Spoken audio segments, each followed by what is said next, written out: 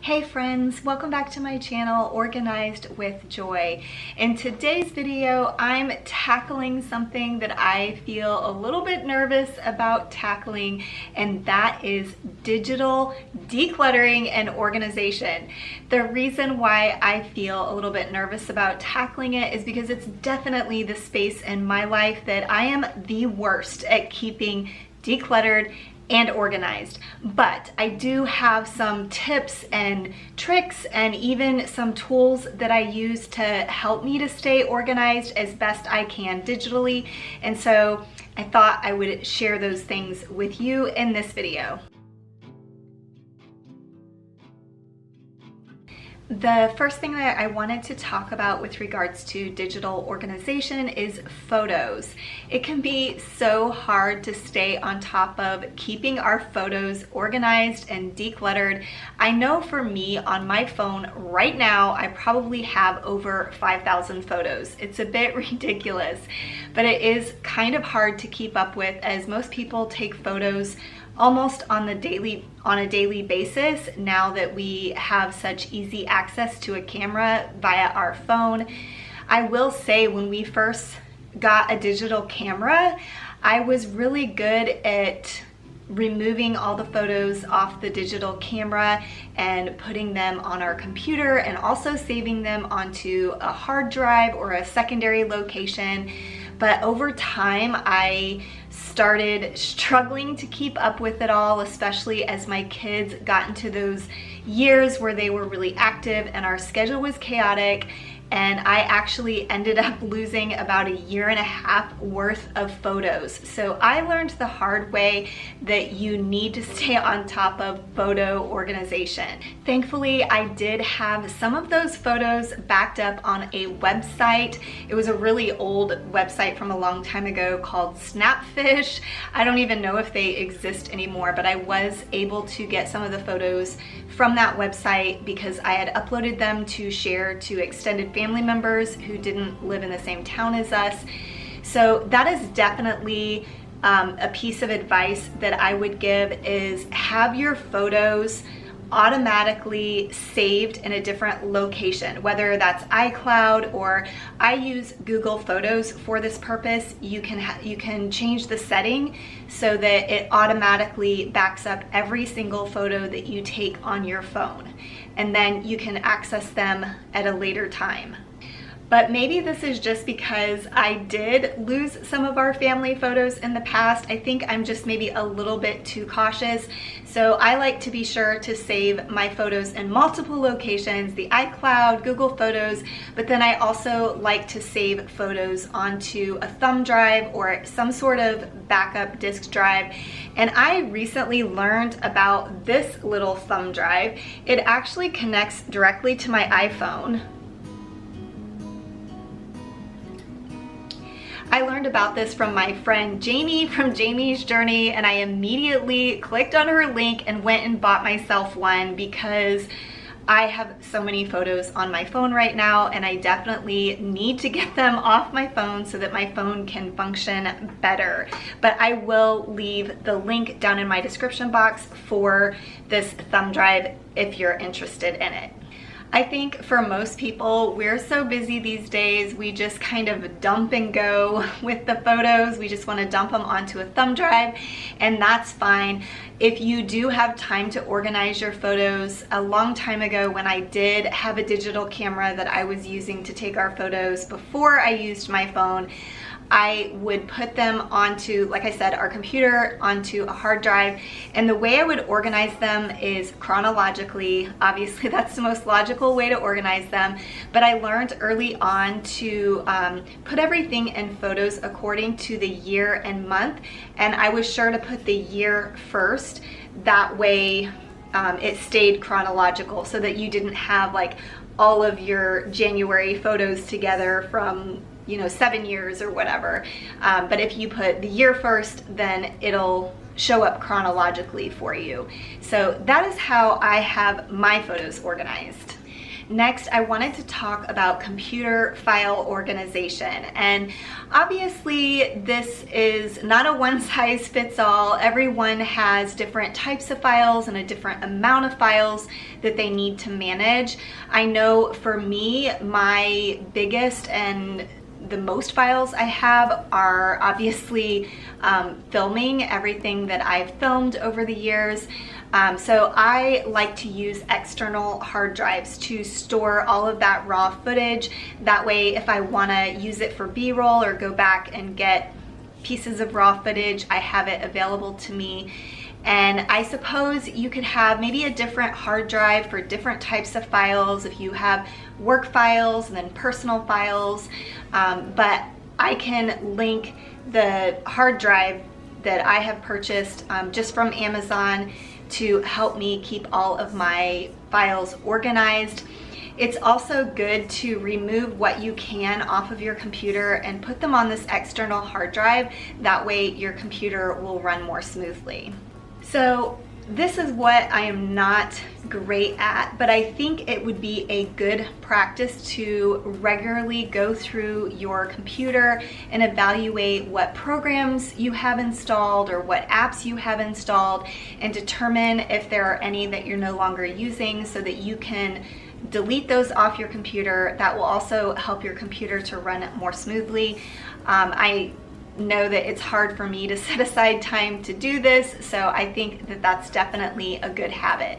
The next thing I wanted to address is email. I know even for me, my inboxes can get totally out of control, and I definitely suggest having a regular daily routine of deleting emails and dealing with them, or perhaps creating folders. Most email servers have that ability to create folders to keep everything organized, to make sure that you are taking care of the important emails. I know sometimes important emails can get lost in the jumble of all of the emails you get from different companies. So that is another suggestion I have for you. If there are any companies that you receive emails from that you no longer want to receive emails from, it's super easy to unsubscribe to email lists. You just scroll down to the bottom and there's a little button that says unsubscribe, and that can help to keep your inbox less cluttered. But also, I think streamlining your emails would be a great way to also declutter your email responsibilities.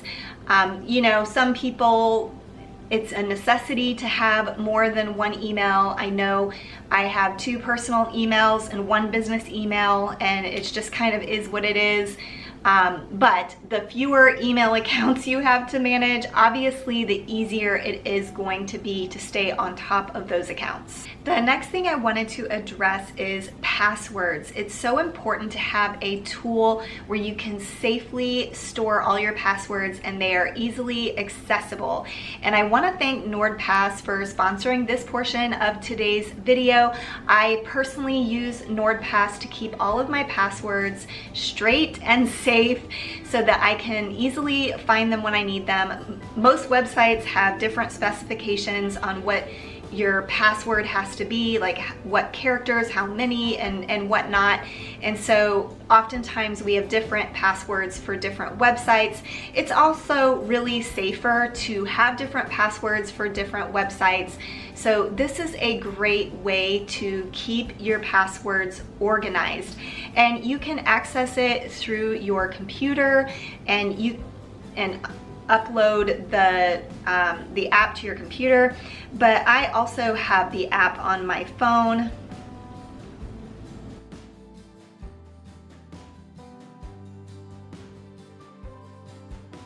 So all you have to do is remember one password, the master password, to be able to access all of your passwords. This is a really simple app to use, a very intuitive site to use as well. You can sort your passwords into folders. Maybe you can have a social media folder, a business folder, or whatever suits your different passwords. There are also different functions on here. You can store your passwords, but you can also store secure notes. You can store credit card information, personal information, but it's also a great place for sharing items. So if you need to share some sensitive documents or sensitive information with family members or friends, then this is a great way to share with them in a safe way. Instead of texting them a social security number or texting them a credit card number, you can use this app or this site to do that.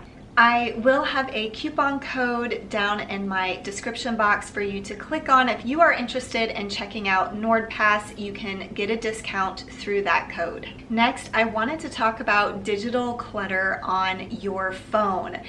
So just like I mentioned with the computer, it's a really good practice to set aside time, either monthly or quarterly or whatever it might be for you, to go through your phone and declutter your phone. Look through your apps and see if there are any apps that you're no longer using that you could potentially declutter. I also wanted to share with you, to keep your phone looking visually decluttered, you can organize all of your apps according to whatever you would like into folders. You can have folders for different types of apps, like a folder for your social media, a folder for your finances, or however you want to do it. I know for me, a while back, this was a very long while back, I saw the gals from Home Edit organizing their phones according to color, and so that is what I have done. It sounds like it would be impractical, but your brain actually learns really quickly where all of your apps are. I can show you what my phone looks like.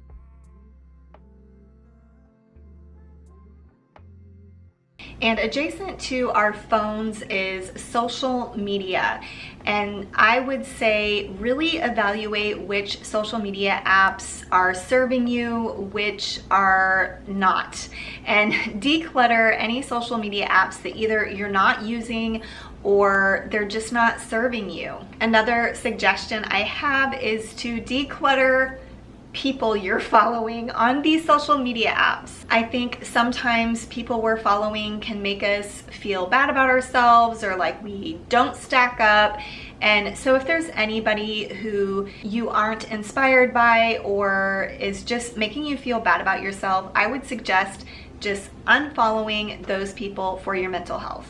I have a couple more things I wanted to talk about, but before I get into that, I did want to tell you that I will have a blog post in conjunction with this video where you can find all of this information that I've talked about today detailed over on my website, organizedwithjoy.com. So if you want to check that out and refer to it later at a later time, then you can certainly do that.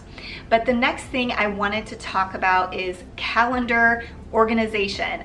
And I use my digital calendar. I use Google Calendars, but I also use a physical calendar. But the nice thing about a digital calendar, obviously you can access it from anywhere that you have your phone on you. So it's always nice to transfer any appointments or any obligations you have over to your digital calendar so that you know, so that you're notified, and so it's easy to access when you're not at home. I like to set aside time each month to update my calendar to make sure I have all of the appointments down and I have everything organized on my digital calendar.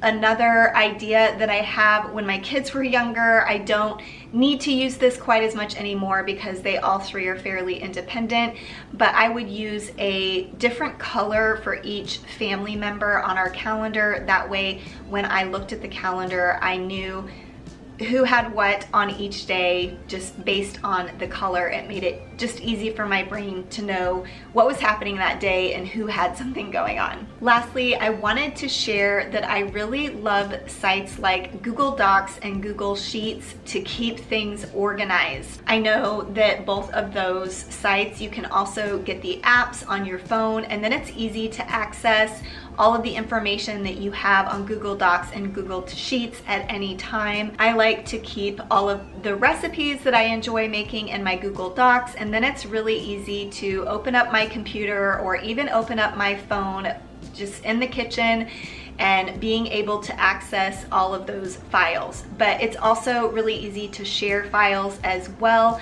when you have everything organized on these sites. Well, that is all I have for you in today's video. I hope this video was helpful for you. Be sure to check out that description box for all of the information that I talked about, all of the links that I talked about, and thank you again to NordPass for sponsoring today's video. Thank you for watching until the end, and I will see you in the next one. Bye.